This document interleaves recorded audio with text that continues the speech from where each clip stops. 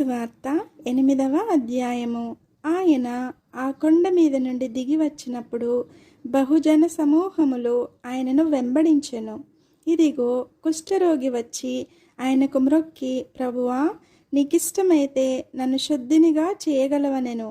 అందుకైన చెయ్యి చాపి వాని ముట్టి, నాకిష్టమే, నీవు శుద్ధుడు కమ్మని చెప్పగా తక్షణమే వాని కుష్ఠరోగము శుద్ధి ఆయను.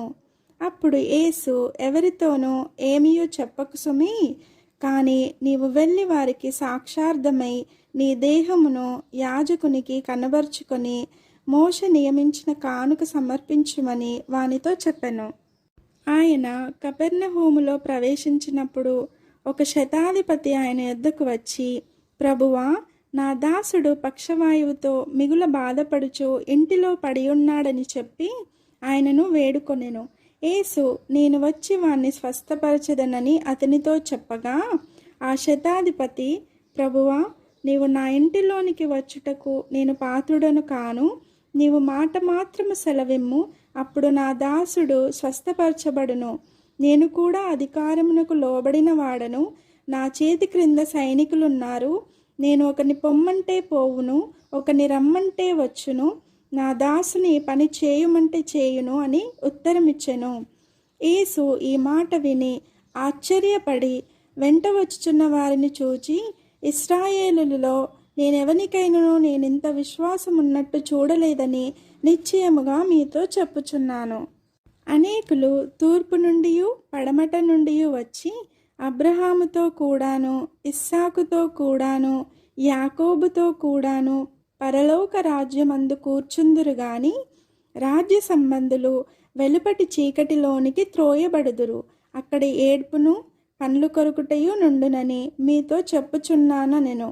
అంతటా యేసు, ఇక్క వెళ్ళుము, నీవు విశ్వసించిన ప్రకారము నీకు అవునుగాకని శతాధిపతితో చెప్పెను. ఆ గడియలోనే అతని దాసుడు స్వస్థత నొందెను. తరువాత యేసు పేతురింటిలో ప్రవేశించి జ్వరముతో పడియున్న అతని అత్తను చూచి ఆమె చెయ్యి ముట్టగా జ్వరం ఆమెను విడిచెను. అంతటా ఆమె లేచి ఆయనకు ఉపచారము చేయసాగెను. సాయంకాలమైనప్పుడు జనులు దయ్యములు పట్టిన అనేకులను ఆయన యొద్దకు తీసుకుని వచ్చిరి. ఆయన మాట వలన దయ్యములను వెళ్ళగొట్టి రోగుల నెల్లను స్వస్థపరచెను.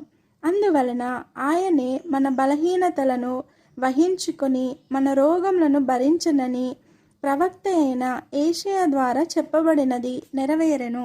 యేసు తన యొద్దనున్న జనసమూహమును చూచి అద్దరికి వెళ్ళవలెనని ఆజ్ఞాపించెను.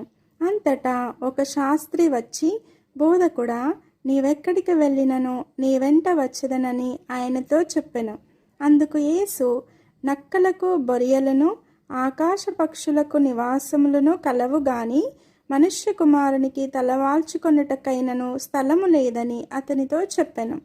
శిష్యులలో మరి ఒకడు, ప్రభువా, నేను మొదట వెళ్ళి నా తండ్రిని పాతిపెట్టుటకు నాకు సెలవిమ్మని ఆయనను అడుగగా, యేసు అతన్ని చూచి, నన్ను వెంబడించుము, మృతులు తమ మృతులను పాతిపెట్టుకొననిమ్మని చెప్పెను.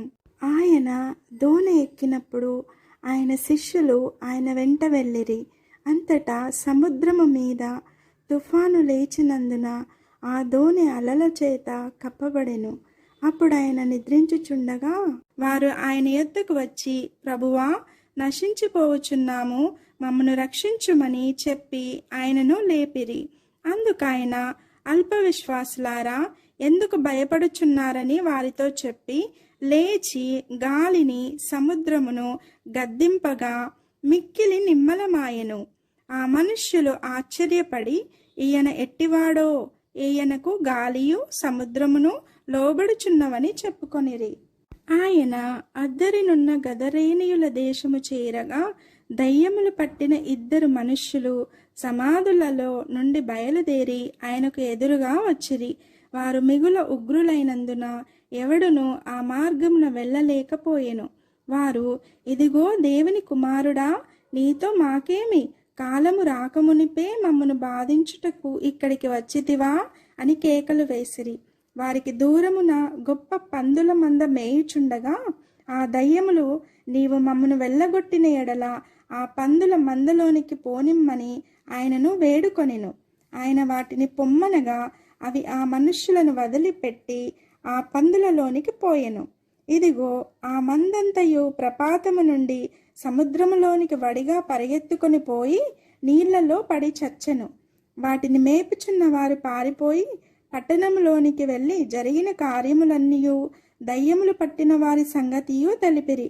ఇదిగో ఆ పట్టణస్థులందరూ యేసును ఎదుర్కొని వచ్చి ఆయనను చూచి తమ ప్రాంతములను విడిచిపొమ్మని ఆయనను వేడుకొ